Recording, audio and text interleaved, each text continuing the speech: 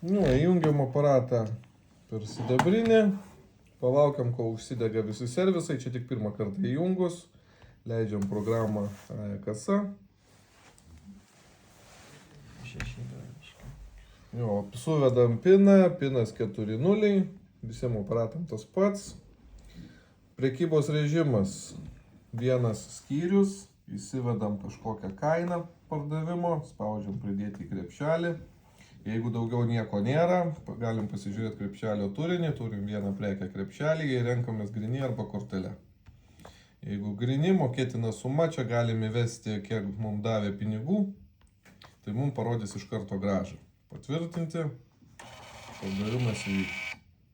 Parodė grąžą. Grįžti, bet kur ekrane paspaudžiam, grįžtam vėl į pardavimo režimą. Sekantį kartą vėl fejerverkus, jeigu kitas pirkėjas vėl... Jo, jeigu seka kitas pirkėjas, vėl einam į fejerverkus, vėl renkamės kažkokią kainą, įdedam į krepšelį ir viskas iš principo.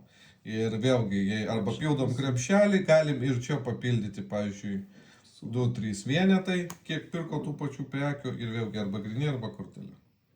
Paspaudus kortelę aktyvuojasi iš karto bankinis terminalas, kortelę glaužiam čia.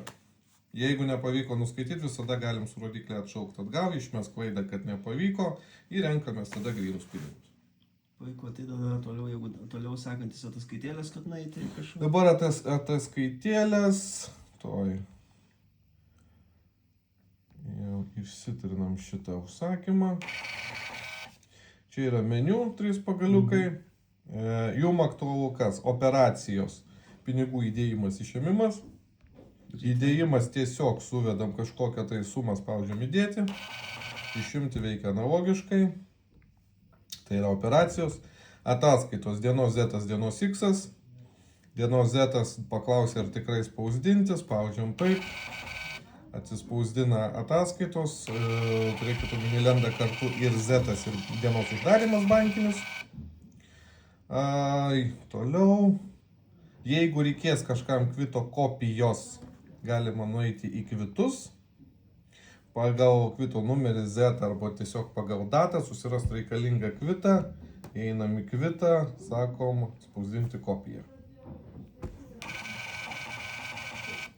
Iš aktualių turbūt jums visos ataskaitos grąžinimų jūs turbūt nedarysit, su pirkimu irgi. Nu, gali būti, jeigu kažkoks grąžinimas toks, tai jeigu kaip čia ta grąžinimas? Su grąžinimu paprasčiausiai einam į grąžinimus, vėlgi tas pats mūsų vienas skyrius, renkame skyrių,